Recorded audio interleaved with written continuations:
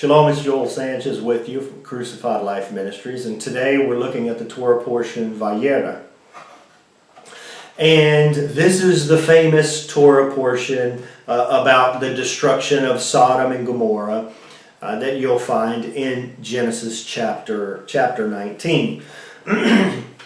And many people have been taught or believe that the main reason why Sodom and Gomorrah was judged was due to all of the homosexual people there, all of the wickedness, the perversions, and on and on and on, etc., etc. And I'm not saying that's not the case, but I think there's a deeper issue that many of us are missing out on when we're not properly looking into and investigating what was the real issue behind the destruction, what brought forth the judgment of Sodom and Gomorrah. And so, since we began these Torah portions, we've been focusing on the theme of justice and righteousness and faith and mercy, okay? And we're going to continue that here because this story is full of that. First, we see, the story about Abraham and hospitality. When the angels show up, Abraham takes of his flock, takes some milk, some curds, and he gives to his flock, and he washes their feet. And when he washes these people's feet, he's basically doing a ritual or a custom, a tradition, in order to bring their status, to give them an honor status as no longer being strangers who have come into my home, but I'm allowing you to pass into my home as a guest. So when he washed their feet, their status went from being a stranger to actually being a guest. So it was a way for Abraham to honor these strangers in order making them their guest and then providing a shelter and room for them and giving them a nice expensive meal to eat as well. But justice and righteousness in the perspective of the ancient Near East that I've mentioned before, I believe in the Genesis and the Bereshit commentary, when a new king would come to power or take the throne, what he would do, one of his first acts of being a king or declarations of being a king, is he would release the people who had debts. He would release them. He would free them from their debts. He would release prisoners who had been incarcerated. And he would bring justice to those who had been caused or who had fallen into injustice. He would also give people back land that had been taken from them. He would do all sorts of freeing of debts, liberating people, kind of like how the scripture talks about setting the captives free. He would begin, those who had been oppressed, he would rectify that oppression by giving them justice. And so here we see an aspect of justice and righteousness. Because if you really look at the story of Sodom and Gomorrah, you see a nation, or you see not a nation, but cities, and even the surrounding cities were consumed in this judgment. You see a city that had become so depraved and so out of touch with reality that this story seems foreign, that when strangers would come into someone's home, the whole town would come out and try to beat down the door and take these strangers to be able to physically abuse them and to rape them and to physically violate them. I mean, that is such wickedness and evil evilness and just iniquity that it's hard for good people to fathom that kind of behavior. But the issue is, or the question that I'd like to ask is, how did Sodom and Gomorrah get so bad? How did they get to the point of being this bad, that when foreigners came to visit them, they wanted to physically rape them, and physically violate and abuse and harm them? Where does that kind of evil come from? How does it start? Well, it starts with a small seed, and then that seed develops and grows into something great over time. It doesn't happen, overnight. It happens in a long period of time. But it all comes from the root of what we can find in Ezekiel chapter 16, verses 49 through 50. And Ezekiel tells us why Sodom and Gomorrah and the surrounding cities were judged. Ezekiel, 16, verses 49 and 50. Behold, this was the iniquity of thy sister Sodom: pride, fullness of bread, and abundance of ease, or another translation says abundance of idleness, was in her and in her daughters. Neither did she strengthen the hand of the poor and the needy. So here is the issue. We have pride, abundance of bread or abundance of food, abundance of idleness, arrogance, and she did not do acts of justice and righteousness by caring for the poor, the widow, and the needy, or the orphans. So, in other words, Sodom and Gomorrah had lost their ability to be hospitable. They were no longer showing hospitality to one another and to the strangers. They were no longer keeping the guidelines, the culture and the customary guidelines of doing acts of justice and righteousness. And so because they no longer did that, they no longer were hospitable, they actually lost their city, their nation, and their people through judgment because of the injustices that had been done there. And the land and some of the people had been crying out to Yahweh for those injustices. And when these cries are heard that come from the land, that come from people, and they're coming from a covenant people that Yahweh has a covenant with, then there becomes a covenantal lawsuit that happens. And in this covenantal lawsuit, Yahweh begins to fight for those who have been, who injustice has been done to them.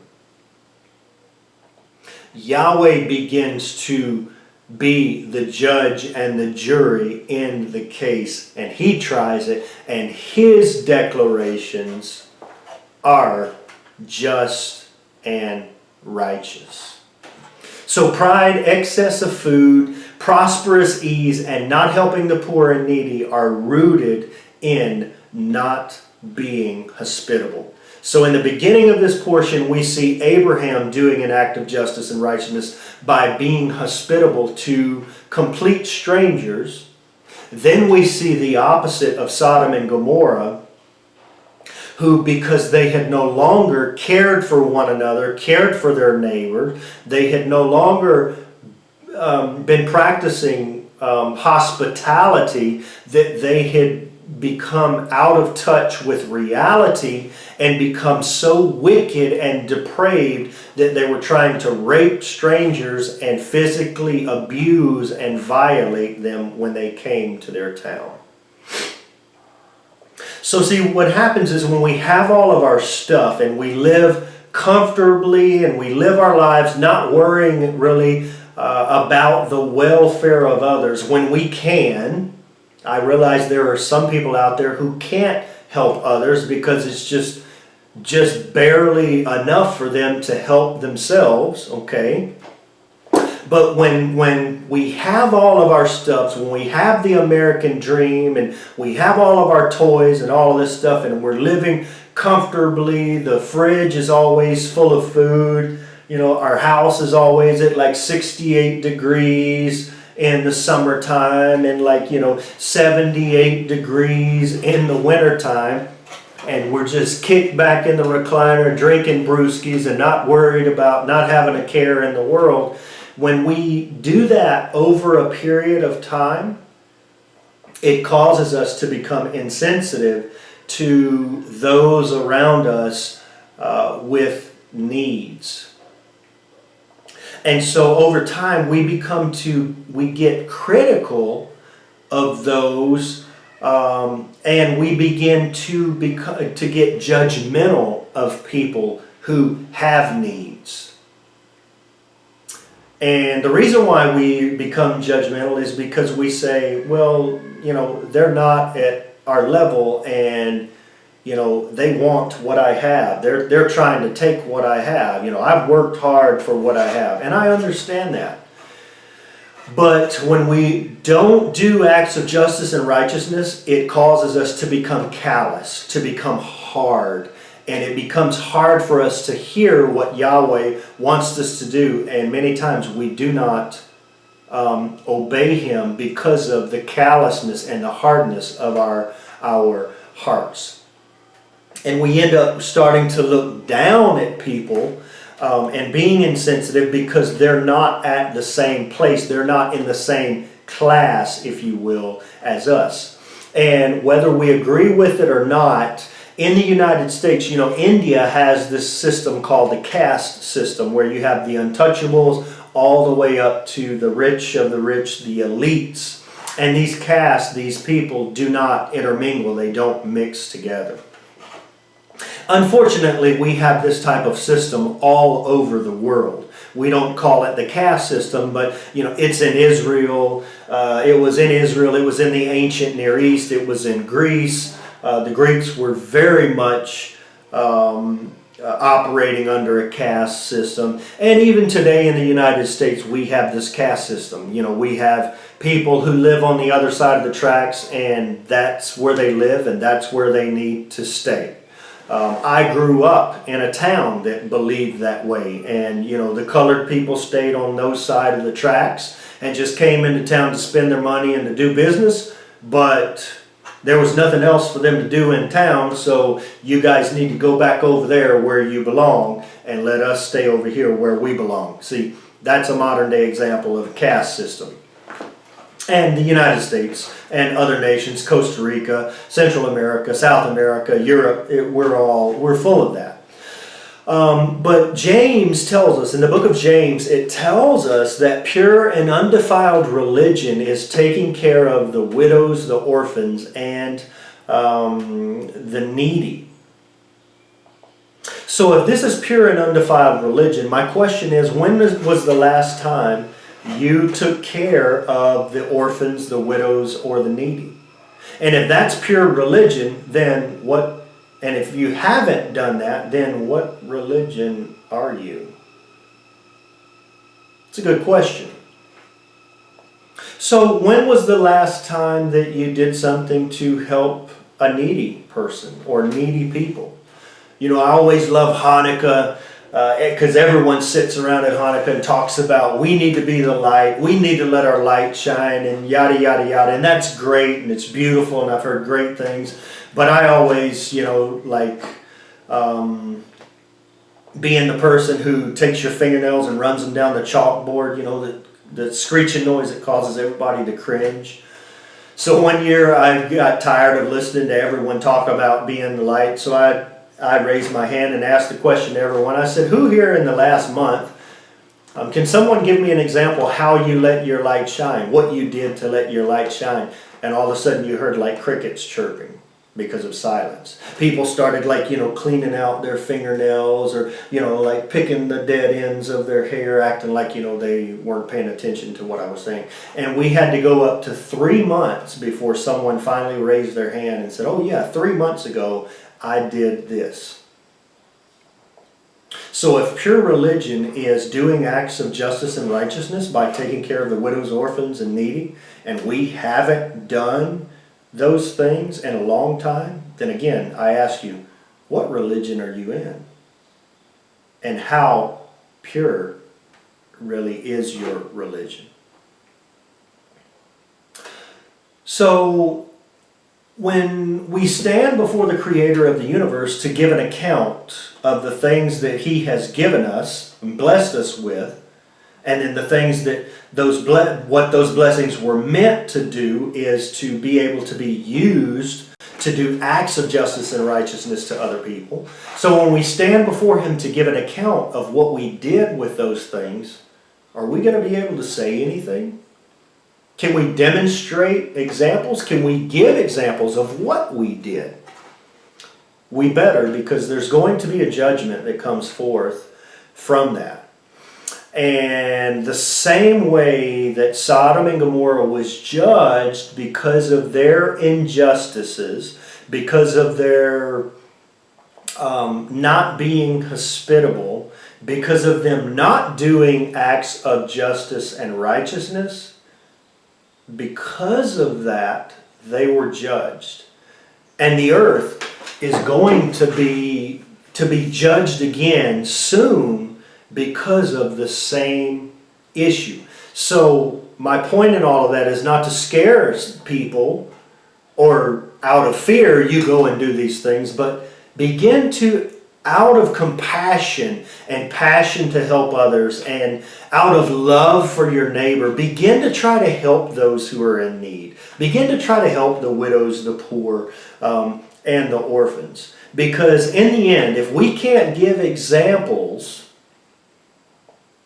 if we can't show examples of how we've been giving our time, how we've been serving others, how we've been not sharing our knowledge so much, but sharing our increase and sharing our stuff with other people, if we can't give examples of that, we're going to be in trouble.